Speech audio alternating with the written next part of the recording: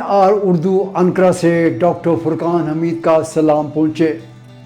دوستو، آج ہم ترکی کے سیاحتی مقامات کی سیر کروانے کا ایک نیا سلسلے وار پروگرام شروع کر رہے ہیں۔ اس دستاویزی پروگرام میں ترکی کے ان تمام سیاحتی مقامات جو اس وقت دنیا میں باعث کشش بنے ہوئے ہیں، ان کے بارے میں معلومات فراہم کریں گے۔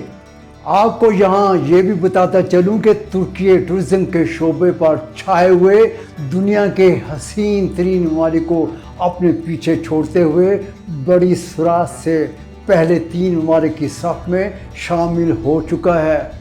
گزشتہ سال یعنی سال 2023 میں ترکی آنے والوں سیاحوں کی تعداد 57 ملین سے تجاوز کر گئی اور ترکی نے اس طرح سن 2023 میں $56 بلین سے زائد کی آمدنی حاصل کرتے ہوئے ایک نیا ریکارڈ قائم بھی کیا ہے، جبکہ آئندہ 2024 میں 60 سے 65 ملین سیاحوں کی آمد اور ان سے $60 بلین اور سن 2028 میں $80 بلین کی آمدنی حاصل کرنے کا ہدف بھی مقرر کیا گیا ہے۔ ترکی کے سیاحتی مقامات سے آگاہی حاصل کرنے کے لیے ہمارے YouTube چینل TR اردو کو سبسکرائب کیجئے تاکہ ترکی کے سیاحتی مقامات کے بارے میں سب سے پہلے ہماری ویڈیوز آپ تک پہنچتی رہیں اور اگلے پروگراموں کو ہم آپ کی رائے ہی کے مطابق ڈالتے ہوئے اس دستاویزی پروگرام کا سلسلہ جاری رکھیں۔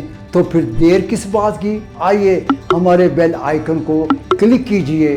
شکریہ۔ استنبول اس وقت ترکیہ کے سب سے اہم سیاحتی، تاریخی اور ثقافتی لحاظ سے سیر کی جانے والے شہروں میں پہلے نمبر پر ہے اور گزشتہ سال 2023 میں 18 ملین غیر ملکی سیاحوں نے اس شہر کی سیر کی۔ استنبول دنیا کا وہ واحد شہر ہے جس نے 2 براعظم ایشیا اور یورپ میں اپنے پاؤں جمائے ہوئے ہیں اور اس شہر کو 4 مختلف سلطنتوں یعنی رومن سلطنت، بازنطینی سلطنت، لاطینی سلطنت اور آخری سلطنت عثمانیہ کا دارالحکومت بننے کا بھی اعزاز حاصل ہے۔ یہ تاریخی جزیرہ نما شہر 7 پہاڑیوں والے شہر کے طور پر بھی مشہور ہے اور ہر پہاڑی کی چوٹی پر ایک مسجد بنائی گئی ہے۔ شہر کی سیر کرتے ہوئے آپ کو ہر طرف اسلامی تاریخ جا بجا بکھری نظر آئے گی۔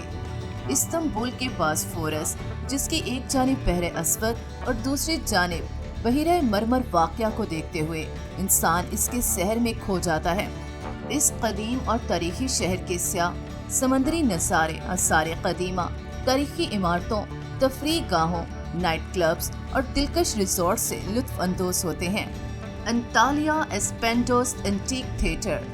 استنبول کے بعد انطالیہ آنے والے سیاحوں کی تعداد میں مسلسل اضافہ ہوتا جا رہا ہے۔ انطالیہ کے ساتھ ہی اعلانیہ کی سیر کو بھی غیر ملکی ترجیح دے رہے ہیں۔ سیاح انطالیہ آئیں اور اسپینڈوس اینٹیک تھیٹر کی سیر کو نہ جائیں، یہ ممکن ہی نہیں ہے۔ برسا۔ ترکیہ کا سرسبز و شاداب شہر برسا اپنی تاریخ و ثقافت اور خوبصورتی کے لحاظ سے سیاحوں کو اپنی طرف کھینچنے والے شہر کی حیثیت رکھتا ہے۔ بڑی تعداد میں تاریخی عمارات کے علاوہ موسم سرما میں اولو داغ کا رخ بھی ضرور سیاح کرتے ہیں۔ طرابزون۔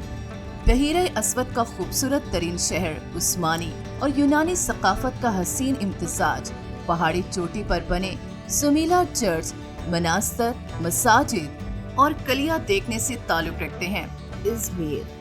بحیرہ ایجین کا موتی کہلوانے والا یہ شہر اپنے فیسٹیولز، ایفس، تاریخی عمارتوں، ساحل سمندر اور اپنے خوبصورت قصبوں اور سیاحتی مقامات کی وجہ سے ہر سال یہاں 2 ملین سے زائد سیاح تشریف لاتے ہیں۔ ڈینزلی۔ دنیا کے عجائبات میں سمجھے جانے والے پامک قلعے، جو گرم پانی کے چشموں کی بھاپ کی بنا پر سفید چادر اوڑھے اس کے ٹھہرے پانی دنیا میں اپنی خوبصورتی کے لحاظ سے کوئی ثانی نہیں رکھتے ہیں۔ یہی وجہ ہے کہ سیاح پامک قلعے کی سیر کے بغیر ترکیہ سے روانہ نہیں ہوتے ہیں۔ ڈیڈ سی یا بحیرہ مردار۔ معلیٰ کے ڈسٹرکٹ فیتہا ایک جنت نما قصبہ ہے۔ ڈیڈ سی کہلوانے والا یہ علاقہ کئی بار دنیا کا خوبصورت ترین ساحل بھی منتخب ہو چکا ہے۔ بودروم۔ ترکیہ کا سیاحوں کی گہما گہمی اور اپنی خوبصورت راتوں، رقص و موسیقی کے گڑھ کی حیثیت رکھنے والا یہ شہر गर्मियों में अपनी मुकामी आबादी से 2 गुना ज्यादा गैर मुल्की सियाहों की आमाजगाह है। ये शहर तुर्किया का महंगा तरीन शहर होने के बावजूद अमीर सियाहों की तवज्जो का मरकज बना रहता है। कपाडोशिया परी की चिमनियों और अंडरग्राउंड शहरों के खंडरात के अलावा आसमानों पर रंग बिरंगे बालूनों की वजह से दुनिया भर के सियाह कपाडोकिया और नौशहर का रुख करते दिखाई देते हैं। कोनिया में आलमे इस्लाम के रूहानी पेशवा मौलाना जलालुद्दीन रूमी मदफून हैं और ख़ास तौर पर हर साल इनके उर्स 17 दिसंबर को मुनक्किद होने वाले शब्बे अरूस पर मुनक्किद होने वाली रक्से दरवेश को देखने के लिए दुनिया के गोशे गोशे से लोग यहाँ तशरीफ लाते हैं। अदियामान कोहे नमरूद को 1987 में यूनेस्को की जानिब से आलमी सकाफती विरसा करार दिया गया था और इस तरह इसे दुनिया के 8 अजायबात में से एक के तौर पर देखा जाता है। तो फिर दोस्तों, कैसा लगा हमारा तुर्की की सयाहत से मुतल्लिक ये मुतारफी प्रोग्राम? क्या कहते हैं आप?